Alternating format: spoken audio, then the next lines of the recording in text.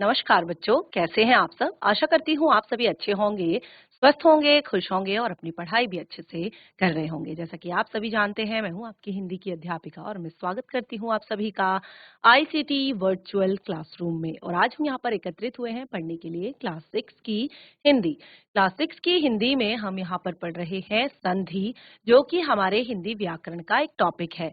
इससे पहले हमने इसमें अपने विराम चिन्ह जो है वो कंप्लीट किए हैं और आप सभी ने बहुत अच्छे से पढ़े और लगभग हमने 10 से 11 विराम चिन्हों को यहाँ पर पढ़ा था।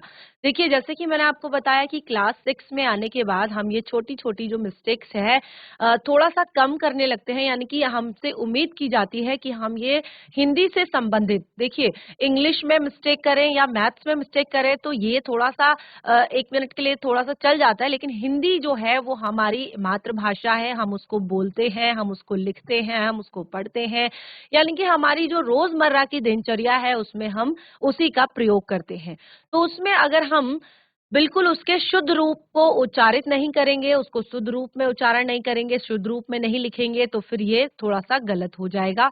तो हमने यहाँ पर विराम चिन्हों को पढ़ा था जो लास्ट हमारा सेशन था उसमें, और उसके बाद हमने नया टॉपिक स्टार्ट किया था संधि।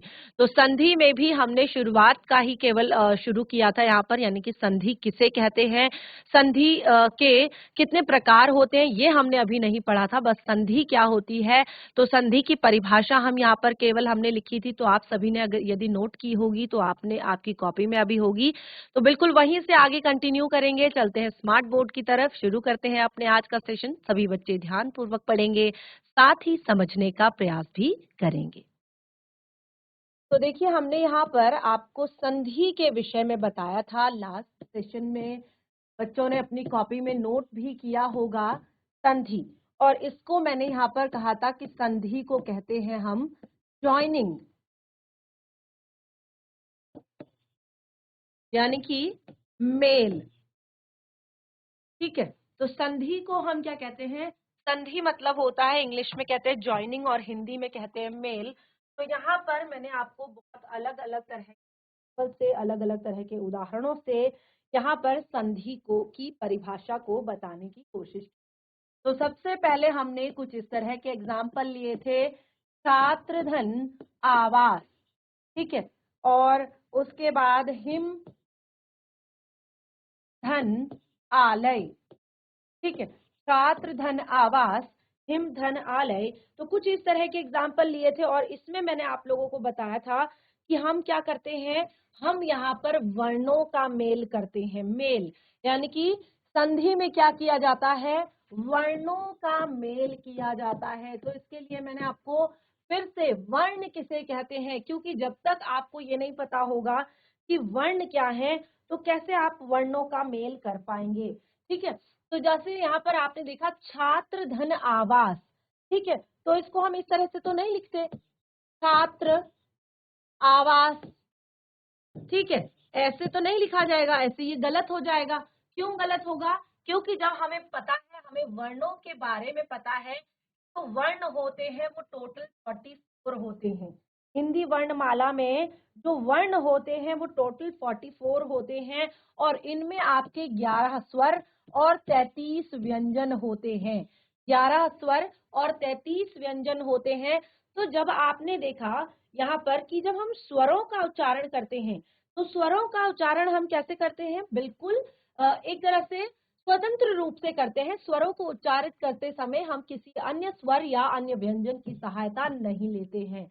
लेकिन स्वर जैसे क्या होते हैं, स्वर 11 स्वर होते हैं, अ आ ई उ ई ए आई, ठीक है, ये क्या है, आपके स्वर हैं। उसके बाद आते हैं आपके व्यंजन। तो हमने व्यंजन कितने कहा, 33, जो कि आपका होता है क, ख, ग, घ, और पूरा आपका जेड तक।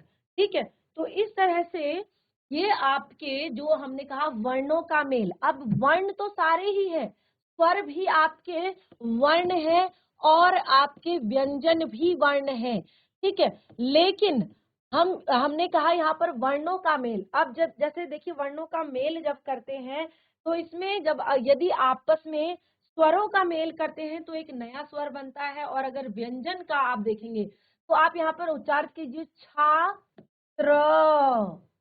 जो व्यंजन होते हैं उनका उच्चारण हम स्वरों की सहायता से करते हैं। ठीक है, ये पता है सभी को कि व्यंजनों का उच्चारण हम किससे करते हैं? व्यंजनों का उच्चारण हम स्वरों की सहायता से करते हैं। देखिए, इस तरह से अगर बार बार एक ही टॉपिक में बार बार रिवाइज करूंगी ना, तो हमारा बहुत सारा टाइम इसमें चला जाएगा, क्योंकि जो हमारे सेशन की शुरुआत ही हुई थी व्याकरण के सेशन की, तो वहीं पर हमने जो वर्ण विचार टॉपिक था उसमें हमने ये सारी चीजें पढ़ ली थी। वर्ण होता क्या है, ठीक है, वर्ण की परिभाषा क्या है, और वर्ण के कितने भेद होते हैं, और यदि वर्ण के दो भेद होते हैं, स्वर और व्यंजन, तो इसमें स्वर किसे कहते हैं, और फिर यदि व्यंजन है तो व्यंजन किसे कहते हैं, ये सारी चीजें पढ़ ली थी। ठीक है, तो हमने कहा स्वरों का हम उच्चारण स्वतंत्र रूप से करते हैं और इनके उच्चारण में हमें किसी अन्य स्वर की सहायता नहीं लेनी पड़ती है, लेकिन व्यंजनों के उच्चारण में हमें स्वरों की सहायता लेनी पड़ती है। जैसे अगर आप क का उच्चारण कर रहे हैं, क, ठीक है, तो ये है आपका क। उच्चारित कीजिए जोर से जरा, क। ठीक है, यदि आप क का उच्चारण करते हैं तो आपको किस स्वर आ रहा है? अ का स्वर आ रहा है। ठीक है, इसी तरह से आप ख का उच्चारण करेंगे तो आपको किसका स्वर आएगा? अ का स्वर आएगा। ठीक है, यहाँ पे आप देख रहे छात्र, त्र लिखा है, तो त्र में किसका स्वर आ रहा है आपको? अ का स्वर आ रहा है। ठीक है, तो हम यहाँ पर हमने परिभाषा जो लिखी लास्ट सेशन में, पहले तो हमने एक ही लाइन की परिभाषा लिखी थी, वो लिखी थी दो वर्णों के मेल से उत्पन्न विकार। जिन बच्चों ने लास्ट सेशन में लिखी है परिभाषा, ठीक है, जिन्होंने नहीं लिखी है वो फिर से लिख लीजिए। दो वर्णों के मेल से, दो वर्णों के मेल से उत्पन्न विकार। विकार यानी कि परिवर्तन भी कह सकते हैं। ठीक है, विकार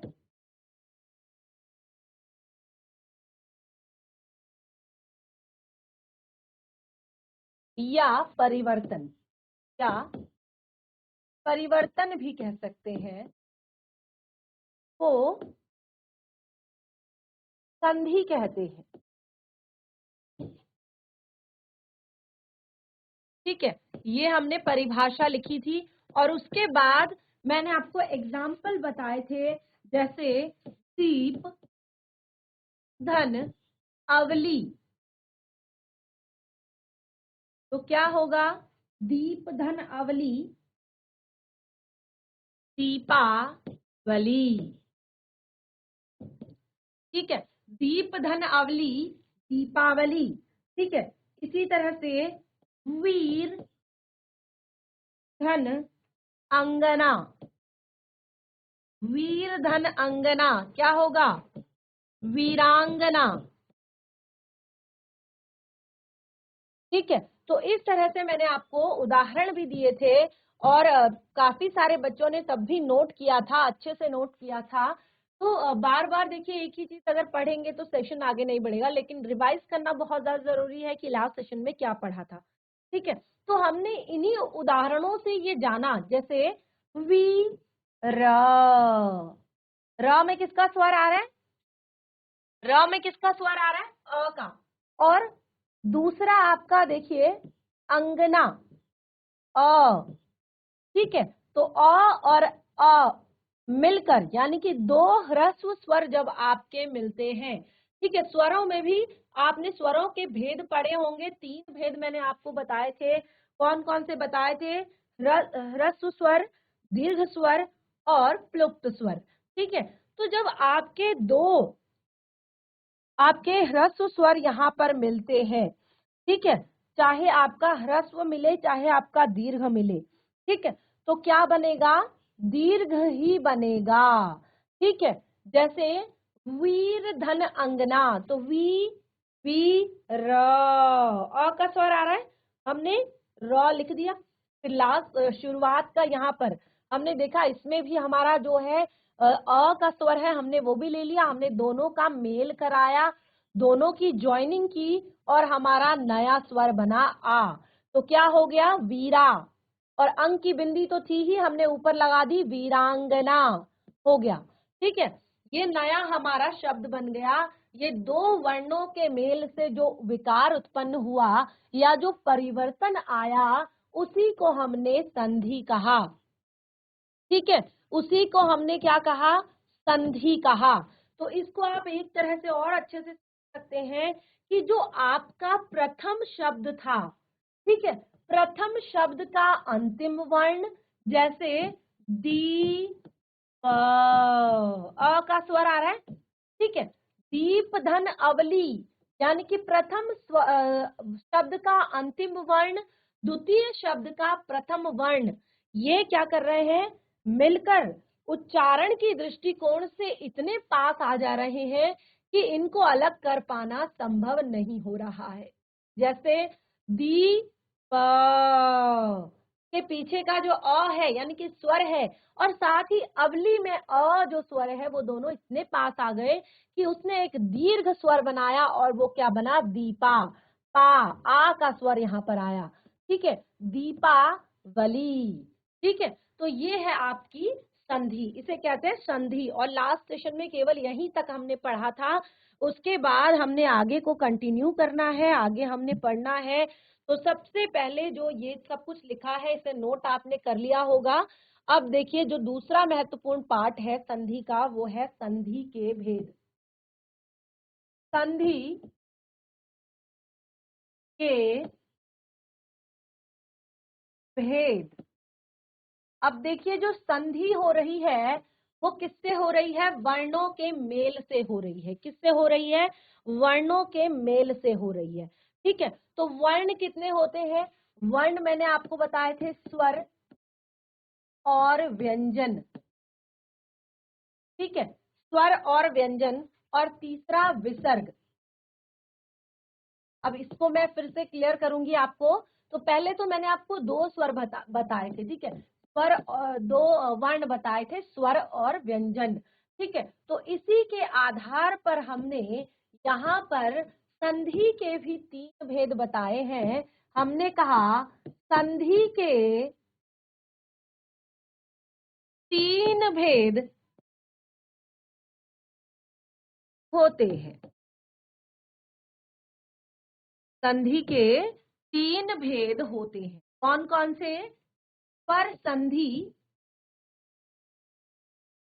विसर्ग, यहाँ पर व्यंजन संधि और विसर्ग संधि। ठीक है, तीन भेद होते हैं किसके, हमारे स्वर संधि के तीन भेद। अब देखिए जो तीन भेद हैं, पहले देखिए इसमें हमने बताया है स्वर संधि। पहले मैंने क्या बताया है यहाँ पर आपको, स्वर संधि, यानी कि यहाँ पर जो आपस में मेल हो रहा है वो केवल और केवल क्या हो रहा है, स्वरों का मेल हो रहा है। ठीक है, स्वर संधि है यानी कि केवल और केवल स्वरों का मेल होगा। और स्वर भी जैसे मैंने आपको बताया था जिसके उच्चारण में हमें बहुत कम समय लगता है उसको हम कहते हैं ह्रस्व स्वर, और जिसके उच्चारण में हमें अधिक समय लगता है उसको हम कहते हैं दीर्घ स्वर। ठीक है, ये मैंने आपको बताया था ना,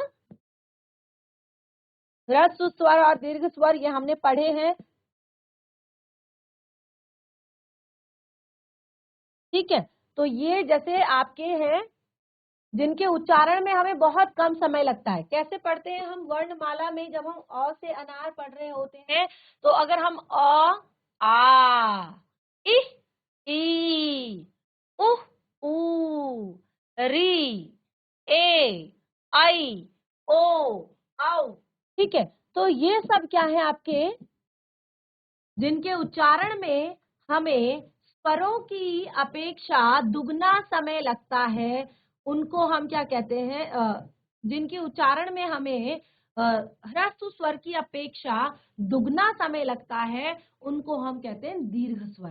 ठीक है, उनको हम क्या कहते हैं, दीर्घ स्वर। तो देखिए ये आप ध्यान रख लीजिए। देखिए हिंदी में दो प्रकार के स्वर होते हैं। ठीक है, हिंदी में दो प्रकार के स्वर होते हैं,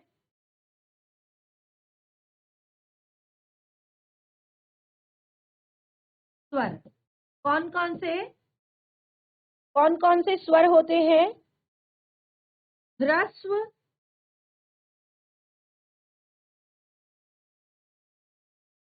जैसे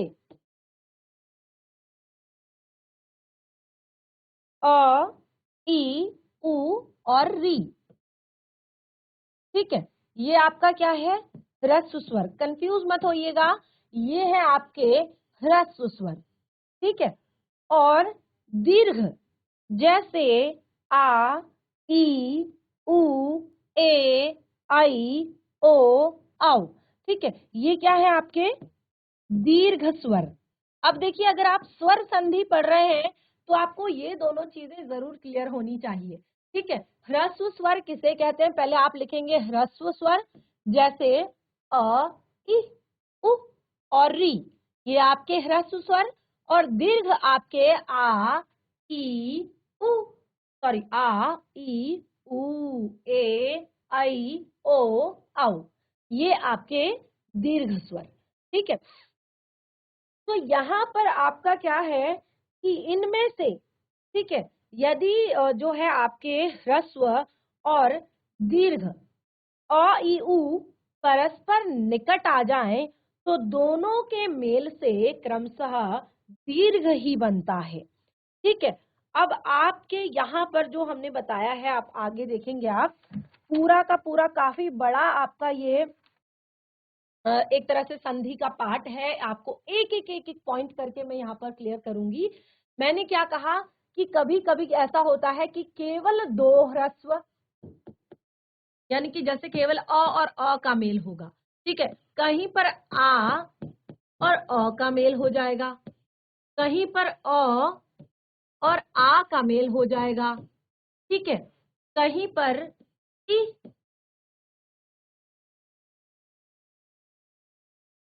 और इ का मेल होगा, कहीं पर आपका ई और इह का मेल होगा। ठीक है, तो इस तरह से मैंने आपको बताया कि जब ह्रस्व और दीर्घ मिलते हैं तो हमेशा क्या बनाते हैं? दीर्घ बनाते हैं। ठीक है, तो इस तरह से उसको हम आगे कहेंगे दीर्घ संधि। तो ये आपका आता है स्वर संधि के अंदर। तो यानी कि ये सारी चीजें आपको अभी डिटेल में पढ़नी है। इसको आप एक एक करके, पहले तो ये हेडिंग डाल लीजिए जो आपने यहाँ पर डाली हुई है कि स्वरों के कितने भेद होते हैं। उसमें मैं आपको पूरी परिभाषा और एग्जाम्पल्स के साथ सारी चीजें क्लियर करूंगी। इतना नोट कर लिया आप सभी ने? हैंड रेस करेंगे, इतना नोट कर लिया सभी ने? क्योंकि देखिए, स्वर में इस संधि हमारा जो टॉपिक है, इसमें आपको हर छोटी छोटी अच्छे से समझनी होगी, अच्छे से पढ़नी होगी, तभी आपको ये टॉपिक क्लियर हो पाए। हाथ नीचे। चलिए, तो सबसे पहला हम हेडिंग डालेंगे। कौन सा हेडिंग है हमारा? सबसे पहला स्वर संधि। सबसे पहले हम पढ़ेंगे स्वर संधि को। ठीक है, तो हमने संधि के तीन भेद यहाँ पर बताए हैं, जिसमें हमारा पहला जो हेडिंग है वो है स्वर संधि। इसको हम इस तरह से बीच में लिखेंगे, क्योंकि स्वर संधि के भी बहुत सारे आगे हमारे पार्ट्स हैं जिनको हमने लिखना है। ठीक है ना? स्वर संधि। ठीक है, अभी हमारा पहला जो है टॉपिक है स्वर संधि। अब इस स्वर संधि में क्या होता है, क्या पढ़ेंगे, कैसे हम इसको करेंगे, क्योंकि बहुत ही आसान है। अगर स्वर आपस में मिल रहे हैं तो उसे हम स्वर संधि कहते हैं। ठीक है, तो क्या लिखेंगे? दो स्वरों के आपस में मेल को, दो स्वरों के आपस में मेल को मिलने पर, देखिए, मिलने पर या मेल को क्या कहते हैं?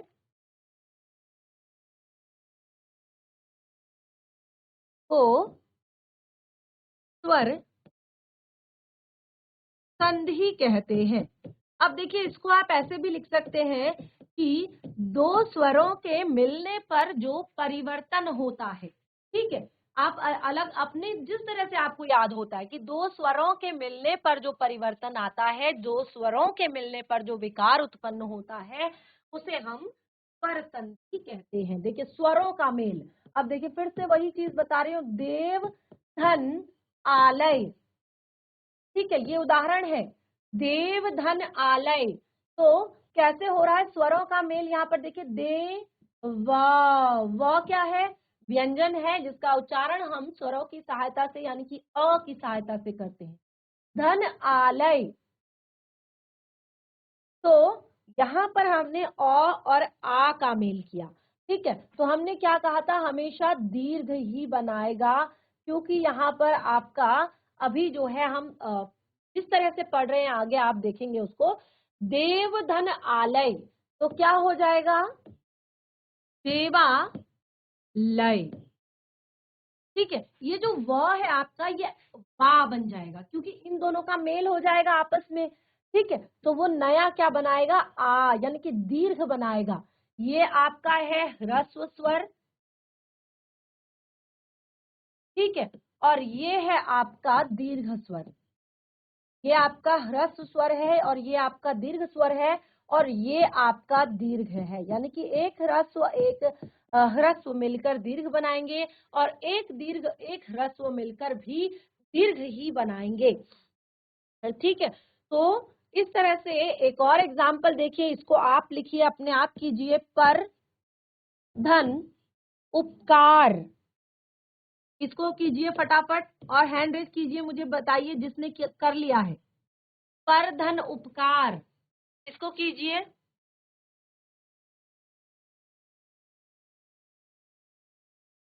यहाँ पर किस चीज का मेल हो रहा है पहले तो मुझे ये बताएंगे, किन किन स्वरों का मेल हो रहा है यहाँ पर?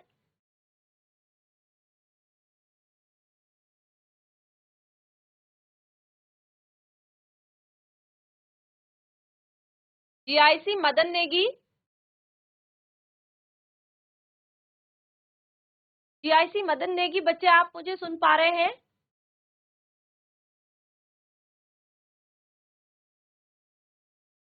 माइक लेंगे बच्चा?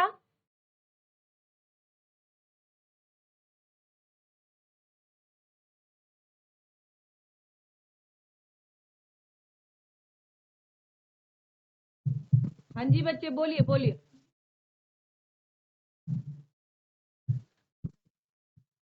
गुड मॉर्निंग बच्चे। Good morning ma'am. क्लास 6 के बच्चे हैं आप? जी मैम। Very good.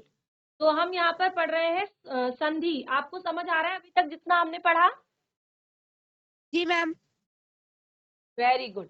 तो हमने यहाँ पर कहा दो स्वरों के आपस में मेल को स्वर संधि कहते हैं, या दो स्वरों के मिलने पर जो परिवर्तन या विकार उत्पन्न होता है उसे हम स्वर संधि।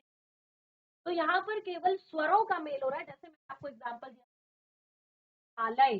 ठीक है, तो दे व जो है आपका व्यंजन है, लेकिन उच्चारण हम स्वर की सहायता से करते हैं व। ठीक है, तो हमने अ का स्वर लिया। ऐसे ही क्या आप इसको बता सकते हैं ये कैसे होगा?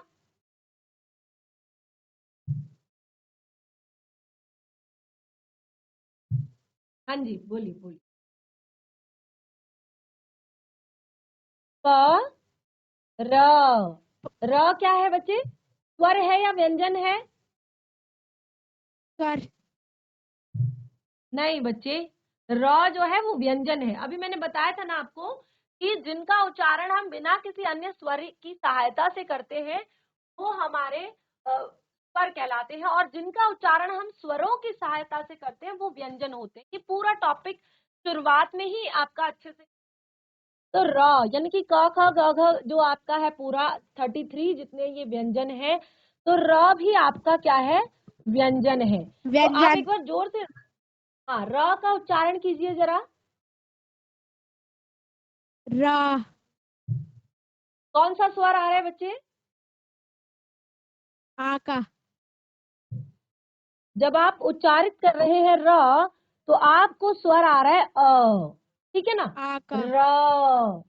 ठीक है, अ का र। र। ठीक है, र। र। अ का स्वर आ रहा है ना? इसी तरह से हमारा जी जो मैम। दूसरा शब्द है, दूसरा शब्द जो है उसका प्रथम वर्ण क्या है? ऊ। गुड। तो ऊ भी क्या है हमारा? ऊ भी क्या है, स्वर है या व्यंजन है?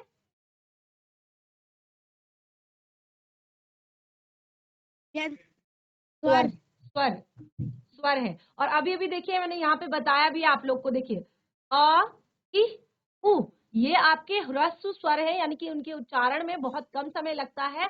और आ ई उ ए आई ओ औ इनमें दुगना समय लगता है। जैसे आप जब छोटे बच्चे होते हैं ना, तो कैसे उच्चारित जी करते हैं? अ आ ई करते हैं ना, ऐसे पढ़ते हैं ना जब हम छोटे होते हैं। जी मैम। अ आ, तो हम हाँ। एकदम से पढ़ते हैं, एकदम से तो ध्वनि बिल्कुल मुख है एकदम से बाहर निकलती है। ठीक है। इसमें थोड़ा सा लंबा खिंच जाता है। ठीक है, तो जो आपके जिनके उच्चारण में हमें बहुत कम समय लगता है उनको हम कहते हैं ह्रस्व स्वर, और जिनके उच्चारण में हमें थोड़ा सा ज्यादा समय लगता है उनको हम कहते हैं दीर्घ स्वर। तो आपका दीर्घ उ स्वर। जो है वो आपका क्या है? आपके दोनों ही ह्रस्व स्वर। स्वर हैं, ह्रस्व दोनों स्वर। ही आपके ह्रस्व स्वर हैं, और इनके उच्चारण में हमें बहुत कम समय लगता है। अ और उ मिलकर बनता है ओ। अ और उ मिलकर क्या बनता है? ओ। ओ यानी कि ओ। दीर्घ स्वर। ठीक है। दीर्घ स्वर। तो क्या लिखा जाएगा अब यहाँ पे? पर धन उपकार, क्या लिखा जाएगा?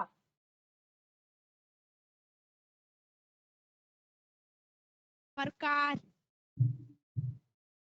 पर धन उपकार, इसको ध्यान दीजिए जरा, इसको ध्यान से पढ़िए। पर धन ओ। उपकार ओ, तो ये कहाँ लगेगी ओ। मात्रा? जैसे यहाँ पर देखिए देव धन आलय, तो क्या बना हमारा? देवालय। यहाँ पे ध्यान दीजिए, देवालय। इसी तरह से ये मात्रा लगेगी आपकी यहाँ पर, प रो, रा। र पर परो। परो उपकार। पकार, परोपकार। ठीक है, परो। समझ आया? जी मैम। परोपकार। ठीक है, तो ये हमारी स्वर संधि है। इसे हम क्या कहते हैं? स्वर संधि कहते हैं, जहां पर केवल और केवल स्वरों का मेल होता है। और ये हमने स्वर संधि की जी। छोटी सी परिभाषा बताई, ये आपने नोट कर लिया होगा। आप नहीं कर पाए तो आपके जो फ्रेंड्स हैं उन्होंने की होगी। अब देखिए जो नेक्स्ट हेडिंग आती है इसी के नीचे, स्वर संधि के भेद, स्वर संधि के भेद। तो जैसे मैंने बताया ना आपको कि अगर आप और अ का आप मेल करते हैं, ठीक है, तो क्या बनता है आपका? हमेशा दीर्घ ही बनता है। तो आपकी शुरुआत में होगा आपका दीर्घ संधि। ठीक है, दीर्घ, जहां पर दीर्घ बनेगा उसको हम क्या कहेंगे? दीर्घ संधि। ये बहुत ही लेंदी टॉपिक है, आगे आप डिटेल में इसको बहुत अच्छे से पढ़ने वाले हैं। और दीर्घ संधि के भी बहुत सारे एग्जाम्पल हैं। उसके बाद दूसरा आता है आपका गुण संधि। ठीक है, दूसरा आपका आता है गुण संधि, और गुण संधि के भी बहुत सारे एग्जाम्पल हैं। उसके बाद आती है आपकी वृद्धि संधि। ठीक है, इसके भी बहुत सारे एग्जाम्पल हैं, और एक बार जब आप इन एग्जाम्पल्स को अच्छे से पढ़ लेंगे तो फिर आपको अच्छे से स्वर संधि टॉपिक जो है आपका अच्छे से क्लियर हो जाएगा। यण संधि। ठीक है, तो इनको हम आगे और बहुत ही अच्छे से डिटेल में पढ़ने वाले हैं। अयादि संधि।